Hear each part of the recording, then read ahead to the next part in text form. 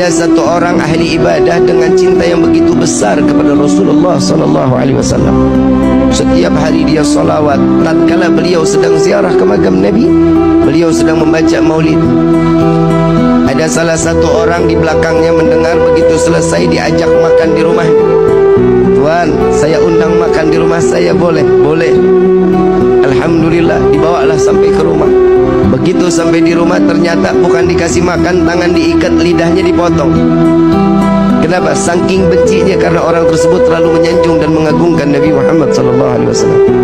Aku tidak suka tatkala engkau terlalu mengagungkan dan memuliakan Muhammad.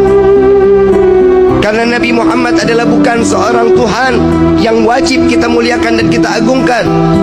Dipotong lidahnya. Saat itu juga dilepas orang tersebut, lidahnya digenggam, mulut penuh sama darah, lidah digenggam, dibawa sampai ke depan makam Rasul sallallahu alaihi wasallam. Di dalam hati beliau mengatakan, ya Rasulullah, maafkan saya, bukan saya enggak mau salawat lagi kepadamu, tapi lidah saya saat ini sudah ada di tangan saya tidak lagi dapat menyanjung dan memuliakanmu dengan lidah yang sempurna. Saking sakitnya, darah yang begitu banyak, beliau pingsan.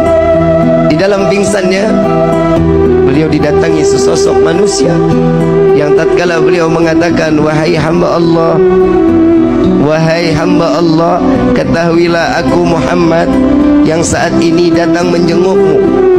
Biarkan lidah itu terputus sekalipun, jika engkau tetap mencintaiku, maka Allah akan berdekatan, Allah akan mengizinkan aku dekat denganmu, kata Nabi SAW. Namun si hamba Allah ini mengatakan, ya Rasulullah, tapi aku ingin bersalawat dengan fasihnya, dengan kegembiraan, dengan lisan yang penuh dengan kesempurnaan. Maka lidah tersebut diambil oleh Rasul SAW, dimasukkan ke dalam mulut. Di dalam mimpinya, tatkala terbangun dari tidurnya, lidahnya udah nyambung lagi.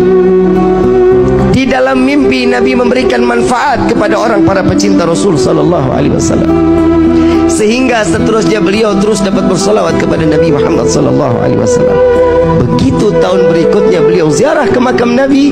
Tatkala beliau datang sedang membaca maulid, ada seorang anak muda yang datang kepadanya, Tuan, saya ingin mengundang makan Tuan.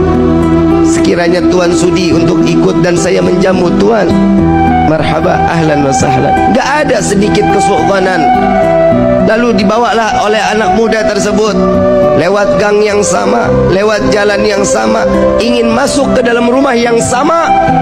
Lalu beliau mengatakan, wahai Tuan, saya pernah masuk ke dalam ini. Dahulu lidah saya dipotong oleh pemilik rumah ini.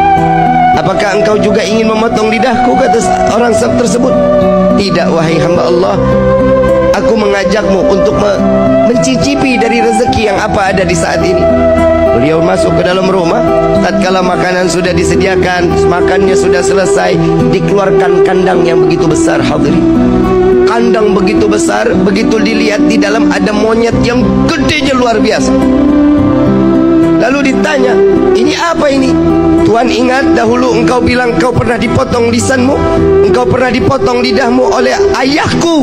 Dia adalah ayahku yang Allah kutuk menjadi kerak yang besar.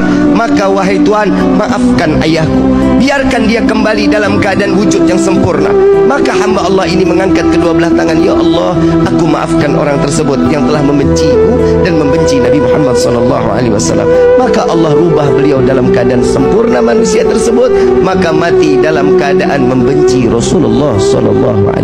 Na'udzubillahi min